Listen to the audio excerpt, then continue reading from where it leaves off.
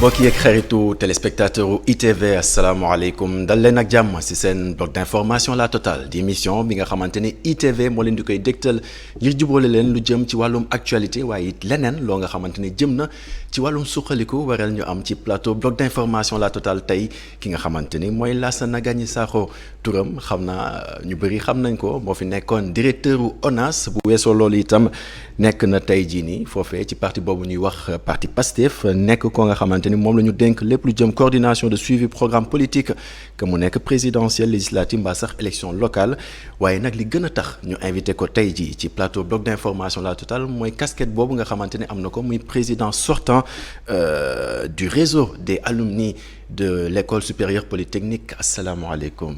waaleykum salaam Abdourahmane maa ngi lay nuyu di la sant di nuyu seen téléspectateurs yi. alors dañuy commencer ci commencement bi muy maanaam réseau des alumni du Sénégal ou bien de l'ESP école supérieure polytechnique lan moo sabab taxawaluk réseau boobu noonu nga xamante ne yaa ko jiite woon. waa alumni mooy ku jàngee ci bërëb. mooy ku jàngee ci école génn fa. ESP ñu ngi ko créé 1964 mu nekk école boo xamee ne dafay tàggat doomu réew mi ci affaire gestion affaire ingénierie affaire yu bëri bëri. voilà bu ñu demee nag école boobu dinañ bay dox dafay soxla comme école yu mag yëpp du ESP rek ñuy teg li ñuy wax réseau alumni mooy ñi fa jàngee. alumni voilà. alumni seen rôle mooy jàppale école bi ci ñaari fànn benn mooy jàppale ko ci contenu programme yi. mooy li ñuy jàngal xale yi parce que alumni en général dañuy nekk dans les entreprises. d'accord.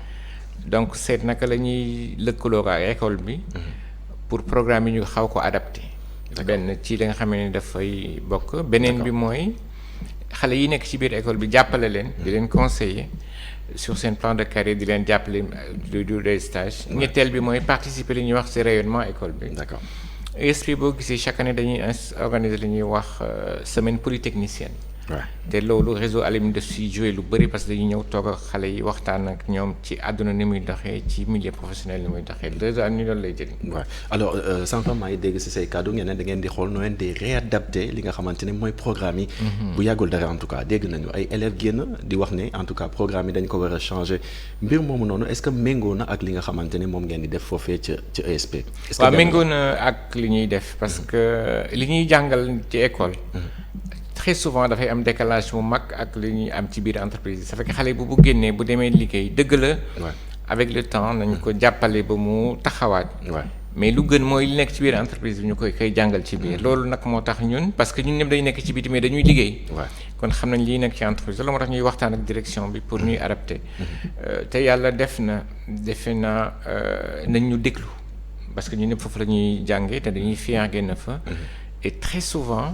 en général xale yu ESP bon à part affaire de problème emploi bu ñu génnee du ñu am jafe-jafe ci adapté wu. parce que parce que dañ koy wax mais du ñun rek ñoo koy def. école polytechnique Thiès aussi am nañu réseau alumni. ils font là exactement la même chose. dañuy xool nekk ci biti ñu ñëw. wax ak seen école bu ñu koy adapté defe naa loolu dafa nekk démarche boo xam ne dafa nekk ñëpp ko war a def. parce que jàngal xale mu génn dugg entreprise mel ni musul jàng. dafay xaw a doy waar. effectivement mooy wàllum employabilité en tout cas doon na ngan di jafe-jafe fii ci réew mi mbir moomu noonu nan ngeen di si penché woo concrètement foofee ca ESP. waaw non ESP li ma la wax mooy programme yi adapté na. mais gis nga affaire employabilité affaire emploi des jeunes man defe naa dafa am lu bëri lañu ciy jaxase. dañ naan très souvent la formation n'est pas adaptée à l'emploi au Sénégal mais li gën a jafe mooy liggéey moo amul je pense que le problème de fond il est là c'est pas que. mais est-ce que du secteur privé bi itam la ñu dooleelul. waa secteur privé dooleeluñu ko loolu moo secteur privé mooy créer liggéey. bien sûr. du état mooy créer liggéey. y a des initiatives xëy ndaw yi tout ça. Il y a la croissance mais c'est doy emploi périn. secteur privé moom mooy créer liggéey mais secteur privé pour mu exister dafa am lu bëri lu mu laaj. loo xamee ne dafa xaw a manqué ci dëkk bi loolu moo tax jafe-jafe yi bëri. mais du secteur privé bi rek moo manqué c'est que aussi dafa am ay défis yu importants tey boo xoolee école Sénégal at bu nekk nañu génnee 300 000 diplômés. secteur productif. Ouais. ni nga xam ne liggéey bi dafay jëm kanam. mënuñ jël lu ëpp 30 000 par at. ça veut dire at bu nekk di nga am lu mat 270 000 ñuy taxawaalu. donc ça veut dire que chômage bi day gën di yokk di dem. day gën di yokk di dem. am na loo xam ne duñ ko compter ñun. mooy secteur informel ñu dañuy wax secteur productif secteur informel dina jël. lu bëri mais c'est pas très structuré. démb sax daan naan ci waxtaan ak ñoom ñenn ci ñoom. dans un autre domaine particulier. defe naa bu leen gënoon dooleel gën leen organiser mais surtout bu ñu gënoon développer suñu entreprise locale yi. jox leen ñuy liggéey. créer une industrie réelle. industrie moo nekk ci dëkk. xëy na lu bëri. du ñu nañ ko faj boo jëlee dëkk boo xamee ne mel nañu Chine ni ñu bëree bëri. chômage demeewul noonu parce qu'ils ont un tissu industriel très développé. nit boo ñëwee di nga mën liggéey di nga jëm kanam defe naa daal loolu mooy suñu grosse difficulté. alors employabilité bi wax nga ko sànq. en tout cas difficulté la au plan national mi nga xamante ne en tout cas ndaw yu bëri jamono ji ñu ngi jàng mais bu ñu génnee daanaka pour ñu jot ci wàllum liggéey day metti te yéen ngeen di ci xalaat bu baax a baax est-ce que loolu noonu doo leen ko jéem a boole en tout cas di ko xalaatloo ak ñi nga xamante ne ñoo yor nguur gi jamono ji ngir ñu gën a étendre li nga xamante ne mooy mbir moomu noonu ba sax wàllum chômage xaw a wàññeeku. waaw xam nga yëpp affaire rouge soit stratégique la. boo yoree nguur. naka ngay def tey boo xoolee secteur privé national Sénégal ay jéegaane lañu daal boo xoolee. parce que marché yu mag yëpp les grands travaux de l'État ñetti dëkk ñoo ko yor. Chine Turquie ak France. mais Chine Turquie surtout. te ñooñu duñu liggéey dañuy liggéey pour exécuter marché dem seen yoon. neneen la ñu waroon xalaatee. pour dooleel suñu secteur privé national. mais secteur privé boo nga xamante ne dafa dispersé wu également.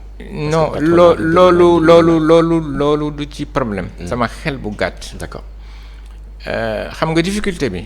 mooy d'abord ñu wóolu leen. d'accord tey boo jëlee code des marchés publics ni mu tëddee. secteur privé national mënu ci am doole. dama lay jox ay firnde. boo jëlee dëkk bu mel ni Maroc sorewuñu. seen code des marchés publics.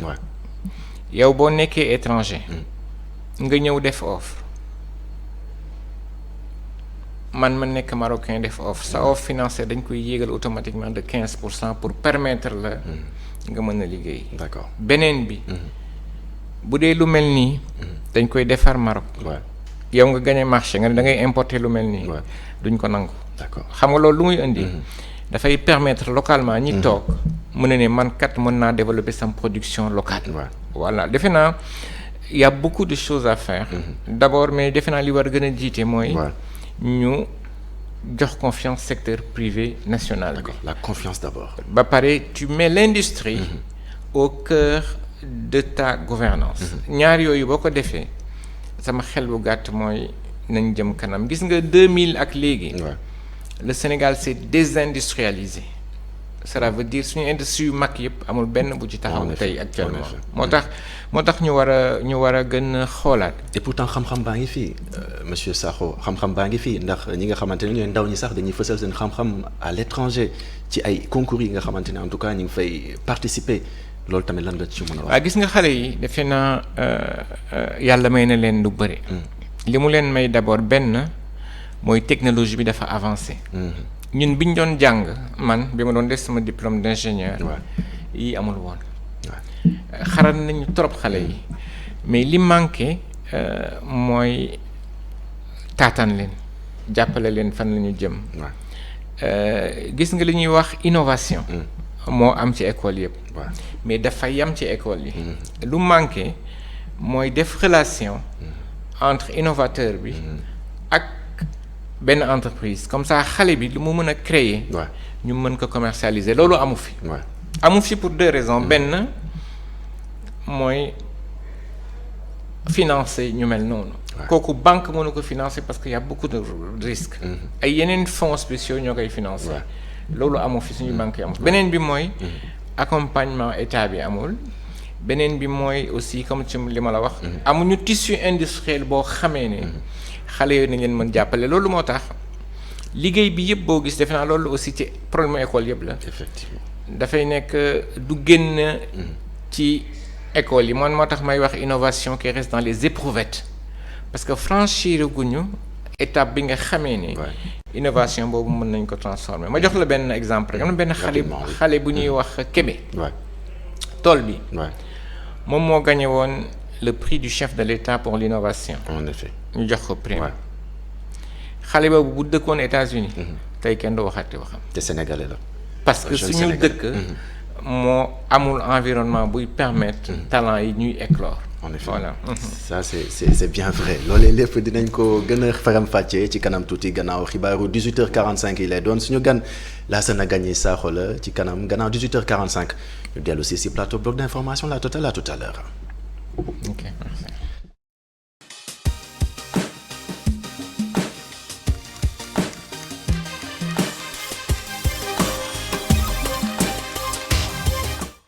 yegsi nañu ci seenu ñaareelu pàcc bloc d'information la totale suñu gan di Lassana Gagny Sakho di président sortant bu réseau des alumni de l'école supérieure polytechnique waaye itam nekkoon na ma fàttali ko ki nga xamante ne mooy njiital ONAS waaye bu weesoo loolu itam jamono ji may wax ak yéen ci Pastef la bokk weesuwul wala bokk ñàkkul bien sûr on parlera de l'actualité tout à l'heure mais lu ñuy waxtaanee d'abord moo jëm ci école boobu nga xamante ni en tout cas mi ngi taxaw ñi nga xamante ni ñooy ndaw ñi fu ñu gën a taxawoo mooy Fab Lab yi di fabrication laboratoire de fabrication excusez-moi alors laboratoire yooyu lan moo ko tax a jóg concrètement wala booy li ko jóge mooy li ñuy wax innovation moi je préfère qu'on parle de innovation en général innovation mooy xam nañuy waxee terme ci wolof loo xamee ni daal dafay gëstu loo xamee ni mën na jëmale koom-koom mën na jëmale réew mën na jëmale lu nekk kanam effectivement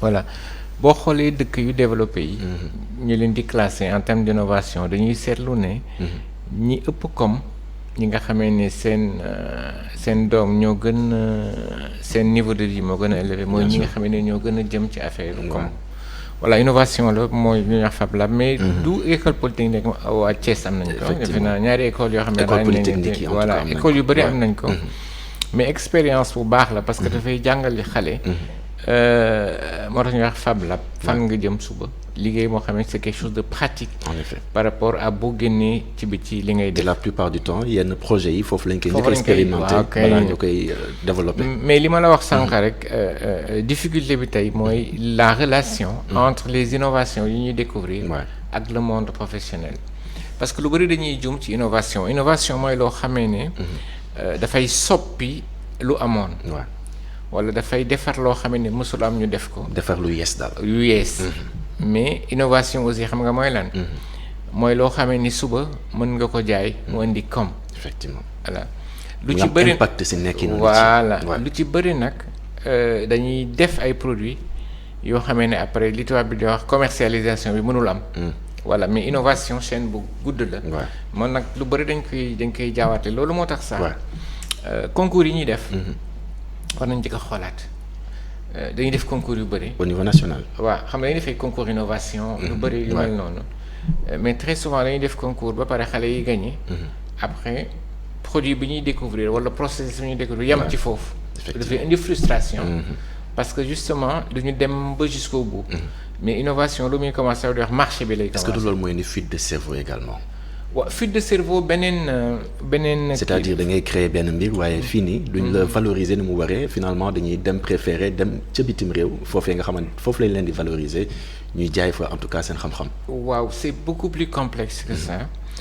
xam nga nit foo am sa teranga ngay dem waaw barke déema defe naa dégg nga France ñu ne dañuy ubbi léegi suñu médecins yi ñëpp nañ dem waaw xam boo defee 8 ans d'études waaw nekk en chômage nit woo la ne la sama dëkk ñëwal doo fi toog canadiens yi barke démb ñu ngi woon Radisson di def recrutement des jeunes dañ naan informaticiens yi la ñu soxla d'accord voilà loolu yëpp nag lu ko man ñiy dem blâmer wu ma leen mais ñun lan la ñu war a def ba téye leen suñu dëkk parce que ñun ñoo leen gën a soxla ñële en effet voilà loolu mooy difficulté bi école yi aussi loolu moo ci am xale yi xarañ yëpp en général dañuy dem seen yoon malheureusement mun ñu leen téye mais xëy na neneen bi ñu ko defaroon xëy na ñu toog parce que nit boo mënti gis toog liggéey sama dëkk defe naa moo la gën a mënul sax du ndax nekk benn gis nga même ñu nekk ci bitim réew sénégalais yëpp ñu xarañ ñoom ñëpp seen gént tey moo doon naa ñëwaat ñibbisi.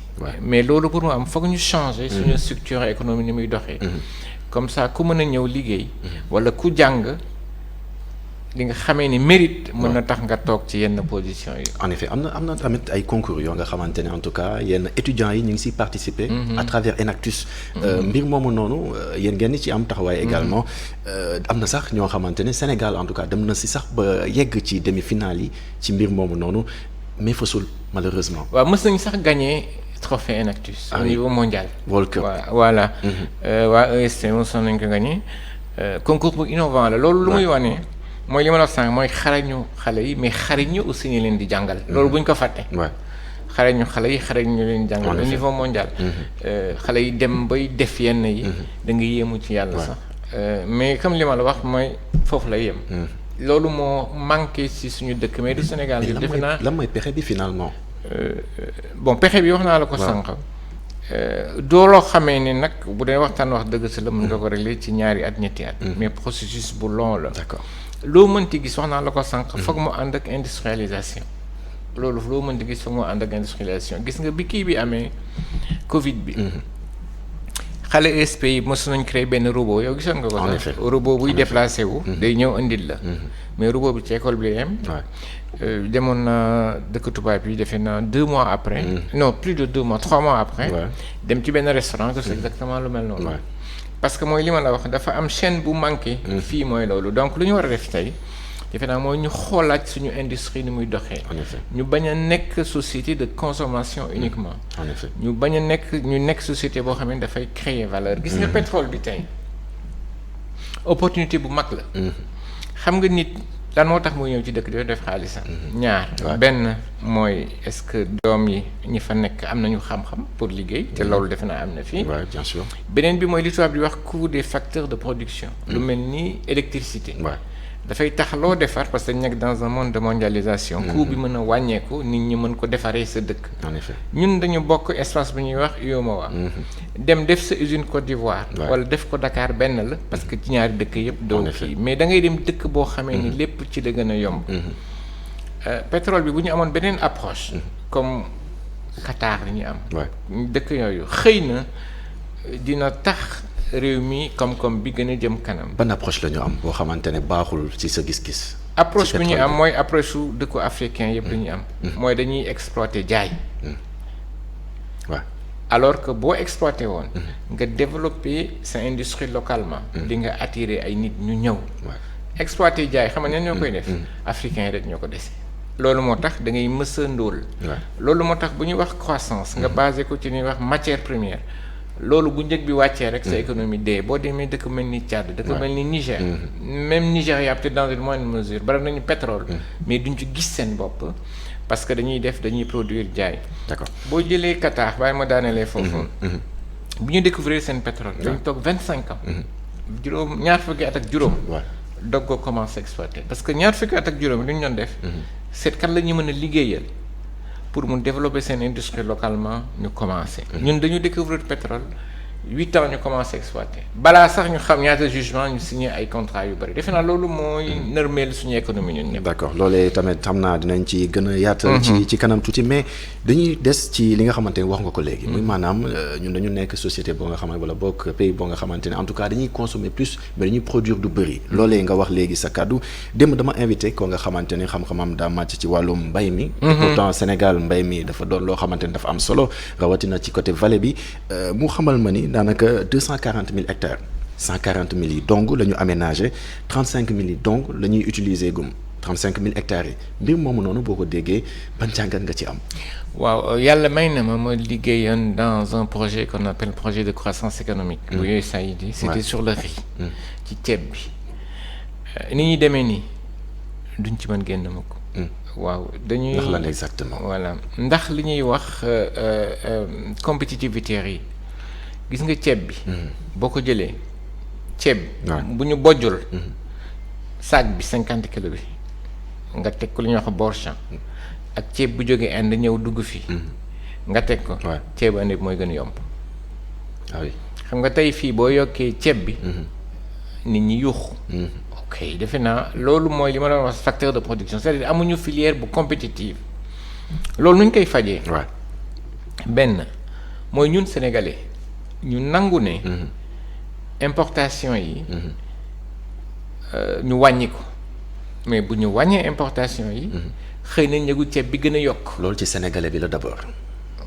ak ci pouvoir public. effectivement pouvoir public bi effectivement ñoom ñooy définir un peu importation et exportation yi. mais sénégalais bi itam mu nangu consommer li nga xamante ni moo nekk ci réew mi. non mu nangu consommer li nga xamee ne moo nekk ci réew mi. mais loolu nekk ci réew mi nangu ko consommer mu nekk loo xamee ne dafay am même qualité. ak li nga xamante day jógee bitim réew. en effet ceebu vallée bi li ci bëri dafay am tànn. tey parce que qualité bi moo demeewul noonu. gis nga bay ak ak daba. ak mbaam. loolu du jëm la réew kanam yenn saa yi foog ñuy waxante suñu bopp dëgg. d'accord. mbay pour mu développer foog nga def da nga koy industrialiser def ko à très grande échelle. d'accord gis nga tey boo demee États-Unis américain bu la ne am naa 100 hectares. mbayu dimanche la. d'accord boo demee Maroc. boo amee loo xamee ne tuuti na 5 hectares. dañu naan mënul rentable. fii da ngay gis toolu 1 hectare. 1,5 hectare. 500 et cetera. loolu yëpp la ñu war a seetaat. mais loolu foog ci ginnaaw aussi comme li ma la wax ñu am une politique agricole bu leer. ñu xam fan la ñuy jëm nuñ koy defee. mais boole ci nag loolu dañ ko war a sóoraale aussi. boole ci suñu industriels locaux yi. ñi fi nekk gis nga Babacar Ngom. projet bi mu amoon projet bu baax la. mooy Ndingler. waaw gis nga lu mel noonu.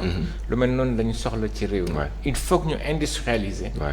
mais foog ñu wax ak nit ñi population bi d'accord ñu ci finalement. bu ñu wax loolu. tey boo jëlee Sénégindia. li ñu am ci suuf. defe naa li Babacar nga amoon loolu mat na ko 100. d'accord te kenn waxul. kenn waxul am na ñeneen ak ñeneen. industriel yu jóge ci bitim réew. moo tax ma ne la dafa mel ni ñun dañu am complexe étranger muy ñu yor réew mi muy aussi sénégalais yi lambda. parce que loolu boo amee Babacar Ngom la ñu ngañ ñeneen ñi nga xamee ne dañu am moo ëpp fuuf. kenn du wax dara. defe naa dañu war a accompagner suñu secteur privé local damay ñëw ci loolu toujours man parce que lu am solo la. en effet comme ça ñu mën a. développer mbay mi. ci fànn yu leer mais aussi ñu waxtaan ak nit ñi. sama suufu maam la sama suufu maam la. nga bàyyi ko noonu te doo ko béy. loolu defe naa c'est un autre problème. mais on a un potentiel agricole très important mais finalement daa mel ni utiliser wuñu ko monsieur Sakho. loolu tamit est-ce que duñu ci taxaw tuuti parce que c'est bien dommage. c'est très dommage mais li ma la wax mën nañ ko faj c'est pas compliqué du tout xam nga waxante dëgg. dafa nekk lu am solo wax nit li mën am ak lu mënul am. dafa nekk loo xam ne dafa am solo. voilà wax nit li mën am mooy mbay mi pour ñu développer ko. du mbaam ak charrette ak loolu moom weesu nañ ko. c'est pas possible du tout il faut que ñu industrialiser ko mais wala ñu fàtte aussi tenir compte li ñuy wax agriculture familiale. mais agriculture familiale du développer mbay. effectivement te xaalis bi ñu ci dugal yëpp boo xoolee. amul benn avancée significative. je pense sama xel bu gàtt que waroon nañu mën a demee feneen. wala du ma wax affaire politique. parce que loolu andi wuñu fi. mais man lu ma wóor mooy. bu ñu xoolaatoon bu baax. mbay mi. defe naa nañ ci mën a génn. alors du ñu jugee ci mbay mi te waxuñu jëm ci Maroc décision bi nga xamante ne jël na ko di exporter li nga xamante ne mooy tomate beeg oignon beeg pomme de terre ci Afrique de l'Ouest boobu la décision la jël décision boobu bi nga ko déggee lan la def d'abord parce que Sénégal effectivement bokk nañ si ñu doon bénéficier wu ci mbir moom. li Maroc décidé na lay exporter. suñu dëkk yi. xam nga lu muy indi. suñu filière bi day dee. nit ñi dañu xamul gis nga bu yàgg ba amoon nañu mandarine verte yaa ngi fàttali. foo koy gisati. waaw c'est vrai que bëreetul. gis nga man damay tukki lu bëri. boo demee Burkina. boo demee Côte d'Ivoire. yëpp produits marocains yi ñoo fa nekk. protection. mënuñu ko def dans la filière agricole ndaxte dañu signé li ñuy wax accord OMC. mais mënuñu taxaw. du ñu jàppale mbay mi jàppale pour man du nit nga jël engrais jox ko boo ko joxul du liggéey. il faut monter de véritables capitaines de l'agriculture. ñooñu la ñu war a jël bu ñu leen jàppalee. ñu nekk seen dëkk. ñu wàññi leen am na benn mesure bu gouvernement bi jël fan yële. mooy yokk courant bi. ñu ne. par tranche la. non dañu ne par tranche la. ne ñi néew doole du leen laal ñoom bokkuñu ci. voilà gis nga yooyu waxu politique la. ah oui nañu xool impact bi sur l'industrie. na nga xool impact sur mbay. waaw quand tu es dans l'industrialisation. ñu yokk courant. ak lu ñu ko mën di yokk dafay baisser li ñuy wax sa compétitivité produit. waaw production bi day wàññeeku. non prix bi sa njëg mooy yokk. d'accord bu sa njëg yokkee luy dugg fii mooy gën a rentable li ma la wax Maroc. caaxaanuñu. waaw dañuy liggéey. fépp ñu yóbbu fa ndox. te Maroc ku fay bay. c'est de véritables industriels. d'accord gis nga Hassan II buy tukki. non dama yàlla baal yàlla na ko yàlla yaram doom ji. le roi du Maroc buy tukki. il va d'abord avion day fees yenn saa yi ñaar lay ñeenti xam nga ñoo nekk ci biir. des industriels et des chefs d'entreprise. da leen di yóbbaale. mooy c'est le premier VIP c'est le premier ambassadeur du Maroc. ñooñu bu ñu ñëwee ci dëkk dañ koy bàyyi moom mu def ay visites am ñoom ñu dem dugg xool naka la ñu mën defee. bu ma comprendre bu baax njiitu réew Macky Sall buy voyager dafa war a yóbbu secteur privé sénégalais autant pour moi yóbbu leen ci yenn dëkk yi en tout cas ngir ñu mun a collaborer ak ñi nga xamante ni ñooy nekkee foofu noonu. loolu moo waroon nekk yoon. mais loolu pour moo am peut-être nañ ci dellu si. foog nga dépolitiser. le secteur privé. donc dafa politique actuellement. c'est très politique tey koo ci gis. depuis Wade. waaw da ngay am préférence ci patronat bi syndicat patronat yi da nga naan ñii ñooy sama xarit ñii duñu sama xarit. d'accord koo ci gis bu ñëwee. dafay jël ay nit yoo xamee ne musuñu nekk entrepreneur mën leen ubbi leen entreprise ma jox leen liggéey. d'accord loolu la ñu war a dañ c'est-à-dire gis nga politique. ak entrepreneuriat. waaw àndul. d'accord gis naa sax ñenn ñoo xamee ne. dañ leen soupçonné woon dañu jàppale Wade démb. tey seen business yëpp ndërmeelu na. ah oui waaw loolu am na moo tax foog c'est injuste mais moo tax foog bu ñu xamoon. place su industrie. place su entrepreneur. ci création de richesse. defe naa lu bëri na changé. am na nag avancé yu am ci école yi ñu dellu si mooy tey école yëpp dañuy jàngal xale yi entrepreneuriat. bëri na effectivement loolu defe naa avancé bu significative la mais dañ ci war a def nànk. dañ ci war a def nànk parce que ñëpp ñu nekk entrepreneur. en effet ñëpp. tey boo xoolee. dañu dem am koo xamante ne employeur lay doon. keneen ki nekk employé keneen ki nekk entrepreneur bon. mais loolu li ko waral mooy dañu amul solution. ne xale yi dem leen defar. ngeen nekk entrepreneur. mais entrepreneur. dafa laaj d'abord mindset. dafa laaj état d'esprit. te dafa am kuy jënd ak kuy jaay. en effet mais bu ñëpp di jaay. defe naa ñëpp duñ jënd. kan mooy jënd moo tax defe naa foog ñu xoolaat doxin bi. alors ñu dugg tuuti ci wàllum politique ndaxte actualité bi ci wàllum politique quand même c'est très important également balaa ñu dugg ci politique dama bëggoon nga jéggalu xanaa waa CESTI monsieur Sakho. waaw merci nga jox ma opportunité bi ma leeral sama wax. defe naa bu dee dañu comprendre bu dee comprendre ñu li ma wax. ay grands journalistes ñoo nekk quand même CESTI ñooy génnee CESTI. de très grands journalistes. loolu mënuma ko weddi mais bu dee defe naa peut-être moins problème de compréhension la. ah oui. CESTI laa xam mënoon naa tudd beneen école journaliste. d'accord mënoon naa tudd beneen. ISEC par exemple. mënoon naa tudd beneen et cetera. voilà sama approche du woon remettre en cause Papa Ngagne maa ngi koy remercier ku baax la. xam naa ne deful CESTI je sais qu'il l'a pas fait. Quand j'ai parlé de qu'on appelle de façon triviale. Qui rendre hommage également. Voilà, je pense que c'est un très grand journaliste. Moi, j'ai lu son livre. Journaliste, en effet. Quelqu'un qui écrit, on doit le respecter. Et lui, il a écrit. En effet. Il a écrit. Voilà, mu ñëwaat ci loolu. xam nga la presse. C'est le quatrième pouvoir. En effet. On parle de l'ESP. On parle de l'école polytechnique. gis nga école yooyu. kenn du la fa jàngal éthique. kenn du la fa jàngal déontologie. école journalisme rek dañ lay ne la base c'est l'éthique la base c'est la déontologie. En effet. Quand tu vois ce qui se passe dans ce pays aujourd'hui la presse a une grande part de responsabilité. loolu moo tax ma ne dañu war a dellu si. parce Comment que ça? Quelle responsabilité? defe naa dafa waroon tëddee ñaaxanaay. mais presse bi tëddee na jaaxanaay. Il faut identifier les vrais journalistes également. C'est ça le problème de fond. loolu la doon wax. Ouais. C'est-à-dire identifier les vrais journalistes. tey boo xoolee DG yu bëri. dañuy am seen journal lu bopp. ñu ci bëri c'est des organes de presse d'influence. D'accord. voilà defe naa loolu peut-être moo yàq corporation bi. moo tax ma ne la école journalisme rek man fi ma jàngee muy ESP muy feneen. duñ la wax mu déontologie éthique. D'accord. parce que les gens connaissent l'importance de la presse. Et je pense que c'est à ce niveau laa doon waxee. Il faut qu'on arrive à avoir une presse qui soit moins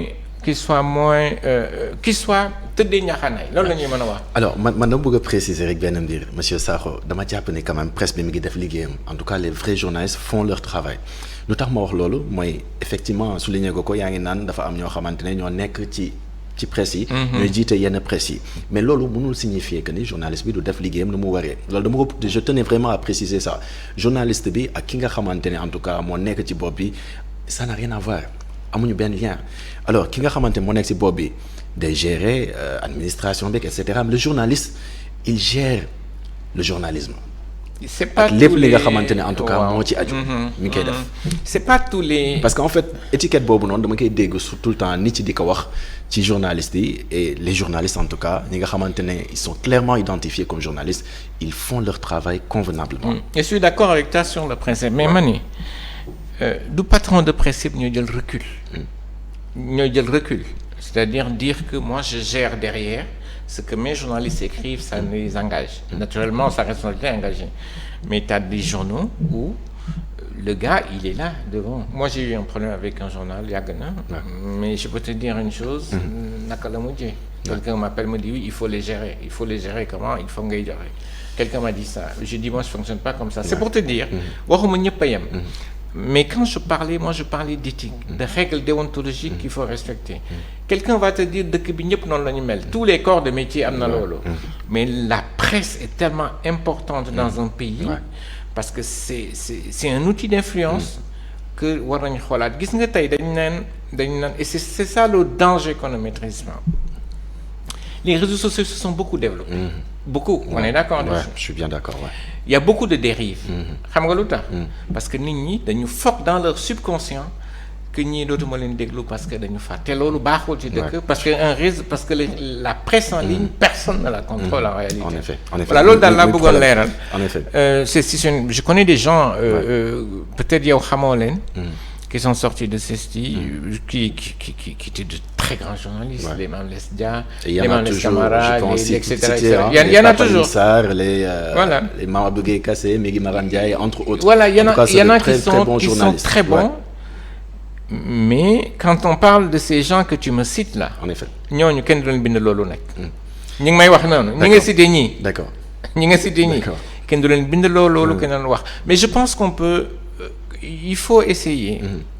Que les gens reviennent à l'orthodoxie et je pense que c'est possible. D'accord balaa ñoo tëj dem ci deuxième partie wala boog ci journal 19h45 dañuy am sa xalaat rapidement. jëm ci li nga xamante ne mooy manifestation bi nga xamante dañ ko interdire autorité préfectorale bi interdire ko yéen ngeen jàpp ni décision boobu noonu c'est une décision si je puis dire caduque lan moo tax ngeen jàpp loolu ba sax tey jii ngeen décider ne da ngeen di dem manifestation. Parce qu'il s'est basé sur un texte qui n'est pas réglementaire. Je peux te dire, je suis persuadé que le meeting de l'APR à Thiès, ils n'ont même pas demandé d'autorisation. Gis nga administration. dëkk xam nga lu ko yore. Partialité. Gis nga sous les anciens régimes. C'est-à-dire doo gis mukk administration muy dugg ci politique. Aujourd'hui, ils sont à fond dedans. Loolu baaxul ci kenn. baaxul ci ko yor réew mi tey baaxul ci ko yor réew mi suba. Effectivement. moo tax dañu war a taxaw c'est comme tout c'est comme la justice. Il y a des soucis dedans nit ñi xam nañ ko. Je pense personne n'a intérêt aujourd'hui à fragiliser nos institutions. mais ñoom dañu xam le ne da ngeen def ab erreur ci li nga xamante ne mooy demande bi alors est-ce que ça nous rappelle un peu bu ma ko mënee wax noonu li nga xamante ne xew na ci élection législative ba benn seen liste yi en tout cas ñu éliminer ko mbir moomu tamit. voilà gis nga liste bi ñu ko éliminer. waaw coow amu ci de. si coow pourtant non coow mais à la fin de la journée on a compris on a reconnu qu'on s'est trompé. Et on a laissé passer mais cette décision. On l'a faite de façon da nga xool texte yi c'est-à-dire l'arrêté sur lequel les dispositions de la loi sur lequel le préfet s'est basé pour annuler sont caduques en réalité. Code pénal article 96. Voilà li may wax rek man mooy dëkk bi jàmm la laaj. on demande tout ça awuñu fu ñu dem. yow doo dem fenn man duma dem fenn fii la ñuy toog. bu ñu xoolee géopolitique bi. au niveau du Mali au niveau de la Guinée au niveau du Burkina. defe naa war nañu xoolaat ni yàlla may nañu lu bëri ñu jëm ci jàmm. ci kanam tuuti gannaaw xibaaru 19h45 dañu ñëw waxtaanee nan la ñu war a def ba jàmm dellu si waat définitivement en tout cas ci Sénégal ndaxte ñu ngi sentir ne que coow li mi ngi tàmbalee bëri ci réew mi loolee gannaaw xibaaru 19h45 yi lay doon ce sera en français et ce sera bien sûr avec Aïssata Ndiaye Fall à tout à l'heure.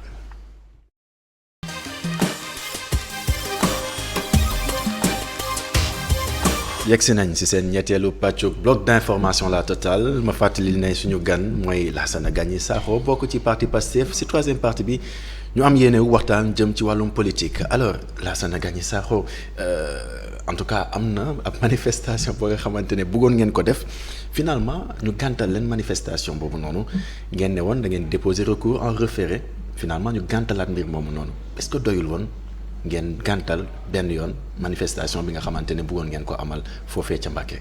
Je crois pas que dañ ko waroon gàntal parce que les raisons pour lesquelles la manifestation a été ñu dindi ko. teguwul ci fenn wax naa la ko sànq. La décision du préfet est complètement illégale. D'accord. Parce que dafa basé wu ci des dispositions de loi yoo xamee ni ils ont été abrogées. C'est ça la difficulté encore une fois wax naa la ko sànq. gis nga dëkk dafay am moment yoo xamee ne administration dafa war a tëddee ñaxaandaay ñamale ñëpp. D'accord. gëmuma meetingu APR. bi ñu def ci gëmuma sax ne dépose nañu autorisation. est-ce que mës nga gis benn yoon ñu interdire meetingu APR benn. interdire nañ ko foofu Mbacké. non xam nga ñu interdire ko Mbacké. parce que APR dañu déposer parce que ñoom ñu déposer le même jour. gis nga Kër Massar bi ñuy déposer. ñoom dañu déposer ñun dañu déposer ñoom ñu déposer le même jour ñu décalé gis nga jour bu ñu leen jox defuñu sax meeting. D'accord. En réalité c'est ça. Et je pense que dëkk bi ak démocratie fu mu toll woon. am na loo xam ne war nañ ko weesu. mooy ne dama bëgg a manifester ñu ne la doo ko fi defee. mais ak lu mënti am itam dëkk bi c'est bien organisé monsieur Sakho préfet bi boo demandé autorisation mu ne la autorisation kat bëggoon naa la ko jox waaye kat lii moo tax mënuma la ko jox. est-ce que duñu respecter finalement décision boobu nga xamante ne en tout cas autorité préfectorale bi joxe na ko simplement. est-ce que une décision boo xamee ni c'est pas conforme avec la loi. qu'une autorité préfectorale jël ko. je pense qu'il faut se poser des questions sur le comportement de cette autorité préfectorale. au lieu de dire dem ci recours quand même dem ngeen ci recours. tamit oui dem nañ ci recours je suis d'accord avec toi sur le principe dem nañ ci recours quand même mais je dis. dysfonctionnement bi xam fan la jógee. nga ne nit ki doo manifester teg ko ci loo xamee ne du yoon. c'est toute la question elle est là je pense que toute la question elle est là. d'accord mais finalement dama koy waxaat ci wàllum effectivement société boo nga xamante ne c'est bien organisé ñu nekk ci république ñu wax ci démocratie ndax démocratie la ñuy tàmm di dégg en tout cas ngeen koy biral ci seen i ay kaddu démocratie ci désordre est-ce que mën na nekk. Pourquoi ce désordre fan la jógee. laajaat naa la ko. non c'est ta question non moi je te renvoie la question démocratie si désordre. démocratie àndul ak désordre. Sénégal fi mu toll. am na loo xam ne waratu fi woon am. muy lan. qu'on interdise aux gens de manifester qu'on interdise aux gens de tenir des réunions publiques Ousmane Sonko démb dafa dem Padoa. jóge fa di ñibbi këram. pour quelle raison la liberté de circuler. Elle est autorisée dans ce pays. Bien sûr. dëgg la wala dëgg. Bien sûr. Pour quelle raison ñuy dóor lacrymogène. Tu as 4 garçons. à Diourbel. ay nit génn ne damay sensibiliser Sénégalais yi pour ñu voter ñooy wax wër ndomb. ñu jàpp ne ràpp ci kaso bi. Pour quelle raison. Mais est-ce que ñu ngi ci campagne électorale également. On n'est pas dans une campagne électorale. On est dans une logique de demander aux gens de s'inscrire dans les listes électorales pour demain ñu mën a remplir seen devoir citoyen. On n'est pas dans une campagne électorale. On voit autre chose en tout cas. Non. Pour te montrer que la décision, ce qui s'est passé à Diourbel est incohérente, il y a d'autres qui font la même chose. On ne les a pas touchés. Non, il y a d'autres de passif. C'est une campagne de sensibilisation des jeunes. Parce que sama xalaat bu gàtt ak suñu xalaat ñun. mooy xale yi seen avenir la ñuy jouer suba. D'accord. Donc xale yi suba foog ñu remplir seen devoir citoyen. loolu moom sax gis nga man. gis nga lii sax. Pour moi je pense que waroon nañu ko dépasser xam nga lu tax bu ñu xoolee dëggantaan. Il y a une opposition. C'est frontal entre Macky Sall ak président Ousmane Sonko. En effet. On est d'accord dessus. je pense que réew mi fi mu toll ak jafe-jafe yi fi mu toll on aurait dû instaurer ce qu'on appelle un débat de programmatique. En effet. am ko yor mais par exemple li nga wax ni c'est tellement important que damay poser votre question jëm ci yéen rawatina parce que on sent pas que yéen a ngi wax affaire programme lu ñu waxee rek la plupart du temps da ngeen ne nguur gi en face en tout cas injustice lay doxal ak ñun mbir mi lay doxal ak ñun jëm ci wàllu woowu en tout cas. programme di attaquer ñi nga xamante ne ñoo nekk en face. et non. moins sur les programmes. Moins sur les programmes xam nga loo war a def. Macky Sall dafa am ministre des finances et du budget. mu ñuy wax Moustapha Ba. defe naa moo yor lépp depuis longtemps. avant Amadou Ba doon ñëw moo doon directeur du budget. man maa bokk ci ñuy coordonner le programme du président Ousmane Sonko ñu ngi ciy liggéey bu baax. ah pour wax affaire programme am na. je pense pourquoi qu'est-ce qui vous empêche d'organiser un débat contradictoire man ak moom. loolu mooy wax bi loolu mooy un programme. En réalité je pense que c'est ça qu'il faut faire. Il y a beaucoup de préjugés. pour wax ñun waxuñu affaire programme. mais on travaille depuis je vais dire peut-être 3 mois. sur ce qu'on veut faire dans ce pays-là. c'est ça la réalité.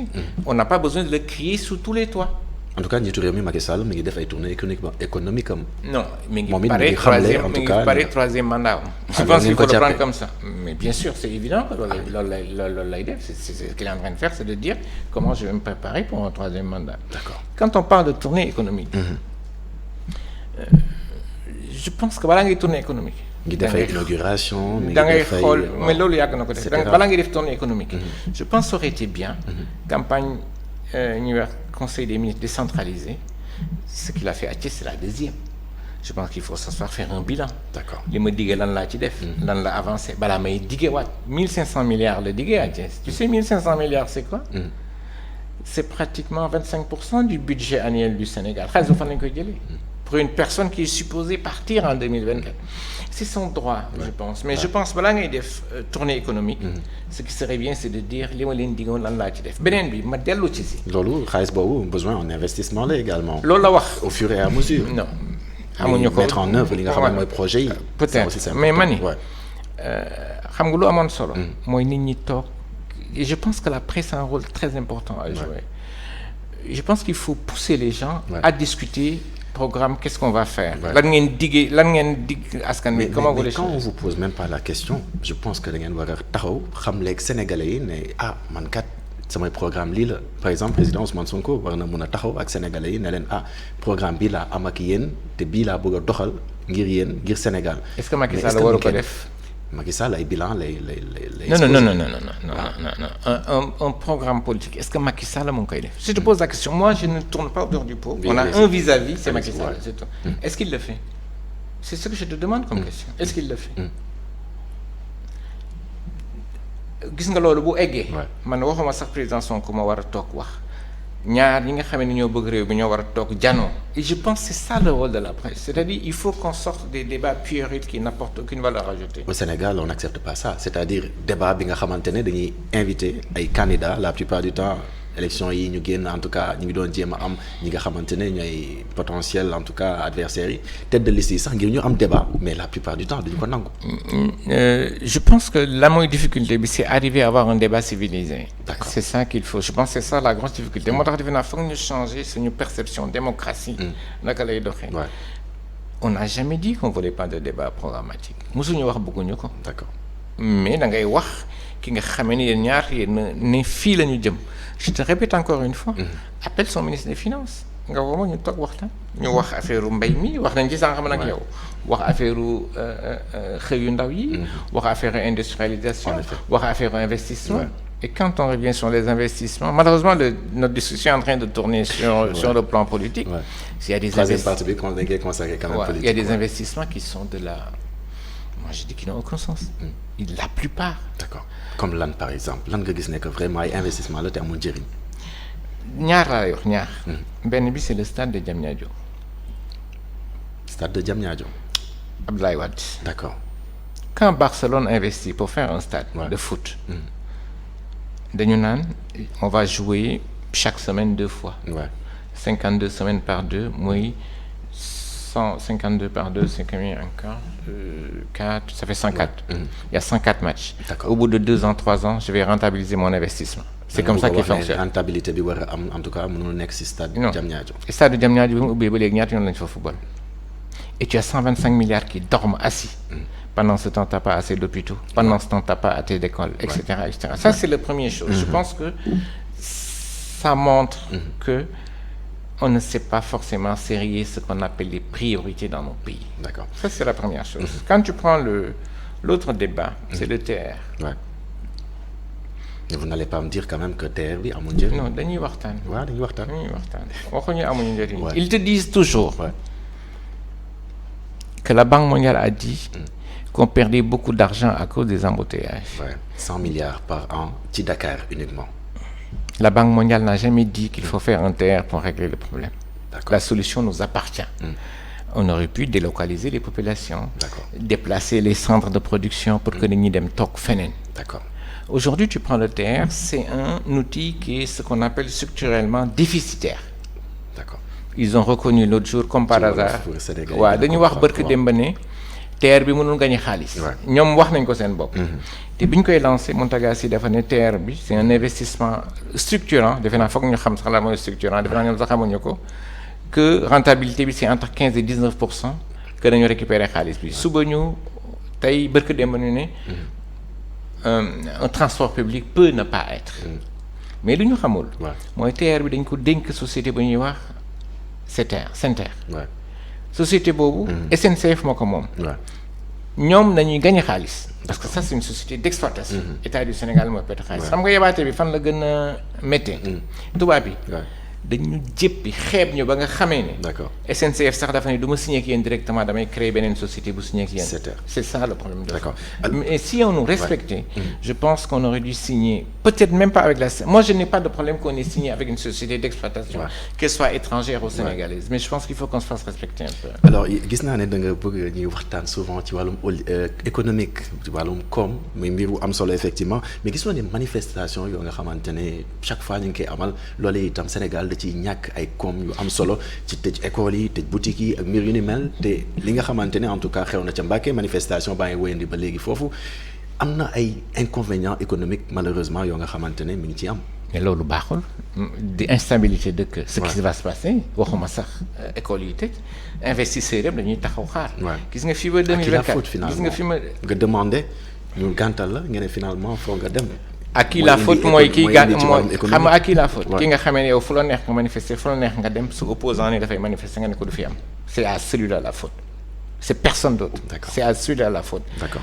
Gis nga moi je le dis toujours les gens ne sont pas forcément d'accord avec moi. Affaire au troisième mandat. Pour moi c'est pas un problème de fond. mais doone damay xeexi. te may tànn kan lay xeexal. D'accord. si tu as ko jàppee mbir mi. c'est pas autre chose que ça. D'accord. man du ma wóor mooy Macky Sall bu demee élection. 20% du ko am. Maintenant s'il est sûr de son bilan s'il est sûr que les Sénégalais l'aiment. mais na bàyyi ñëpp ñu présenté wu. D'accord. Khalifa il est où Khalifa Sall il est où. waaw mi ngi doxantu di gisante ak askan bi. dafa yaakaar ne dina dem. mais tey jii kenn mënu la wax naa dem ba. Karim Wade est où. Karim Wade est où. mi Qatar. Est-ce que tu penses dans un pays normal. on peut tenir des élections dama lay laaj yow la maa lay laaj tey. sans Karim Wade sans Khalifa sans Sonko dama lay laaj. est-ce que loolu xel mën na ko nangu. dans une démocratie. est-ce que loolu xel mën na ko nangu. effectivement. alors dafa am benn question bu mu lay laaj rapidement ndaxte daanaka yegg nañ pratiquement ci njeexteelu émission bi muy Ousmane Sonko dañu gis ne temps yi day doxantu di gisante ak ay maire yi nga xamante ne moom moo la bokkal li nga xamante ne mooy parti Pastef c'est quoi la pertinence exactement de ces tournées là. man warul gën doxantu man bi may ñëw fii. ça veut dire que j'ai pas le droit de me déplacer de sortir. c'est des gens avec qui il travaille. mais ay maires yi nga xamante ne si parti wam la ñu bokk lay dem gisanteel lan mooy pertinence su mbir boobu. mais mën na dem nemmeeku seet leen c'est son droit le plus barke dem na Colobane. donc doxantu rek la. mais non attends bu ko neexee fu ko neex y a ce qu'on appelle dans ce pays la liberté barke dem na Colobane. defe naa gis nga ñii li leen daal. mooy tiit. d'accord parce que xam nañ ne kii askan wi yëpp dañu jël yaakaaram teg ko ci ñoom te dëkk vraiment il faut qu'on revienne à la raison. il faut que ñu war a wax pour que ce pays revienne dans les normes. Justement nga baal ma am na ay waxtaan yoo nga xamante ne am na ñi nga xamante ne en tout cas Youssou Diallo en tout cas lancé woon na ko ngir jéem a waxtaan ngir ji wut jàmm en tout cas ci réew mi est-ce que yéen d'accord ngeen ci waxtaan yooyu noonu te ki koy impulsé di njiitu réew mi Macky Sall. du ñu nitu fitna. mukk ngir jàmm ñëwaat ci jàmm dafa war ñëw ñun ñëpp jàmm la ñu bëgg parce que kii Macky Sall ma fekk réew mi. gis nga Abdoulaye Wade. lu ñuy wax ancien président. en effet. ak nu ma munti dem. bu amoon sax 10e mandat nañ ne suba ancien Macky Sall nit boo yoree réew xam nga lu important mooy sa way sa ginnaaw. duñ fa bàyyi ngir waxtaan ngir Sénégal. mais bien sûr du ñun ñëpp a pare pour waxtaan. c'est tout le monde qui est prêt. on n'a jamais été fermé. mais xam nga lañ leen dul nangu mukk moo ñu ne kii du bokk. parce que bu bokkee xëy na mën na ma gañ loolu moom kenn na ko nangu. Lassana Gagny Sakho amoon contenté doon waxtaan ak yow ci plateau bloc d'information La Totale en quelques secondes lan ngay tëjee. li may tëjee mooy dëkk bi jàmm la laaj. nañu dox jàmm mu am ñi war a wax nañu wax. defe naa am na ku ma xam ku baax. Ablaye Wade bu amoon jafe-jafe ak Abdou Diouf di jël Ablaye Wade dugal ko ci otoom yóbbu ko ñu waxtaan dëkk bi ñëw ci jàmm defe naa loolu la ñu war a dox ñun ñëpp. te Pastef musul bañ waxtaan. mais am na loo xam ne duñ ko nangu mukk loolu moom foog ma répété ko mooy ñu ne Ousmane Sonko du bokk élection. mooy seen plan A plan Z. amul plan A amul plan B amul plan C benn candidat ñu am mooy président Ousmane Sonko. jërëjëf Lassana Gagny Sakho amoon mbégte bokk ak moom plateau bloc d'information La Totale fii la ñoo yem ci seen bloc d'information La Totale leen jox dig daje ay bés gii di ñëw ak beneen invité ngir waxtaanee ba tey ci wàllum actualité waaye itam nan la ñoo war a def ba Sénégal mën a suqaliku jaa ngeen jëf.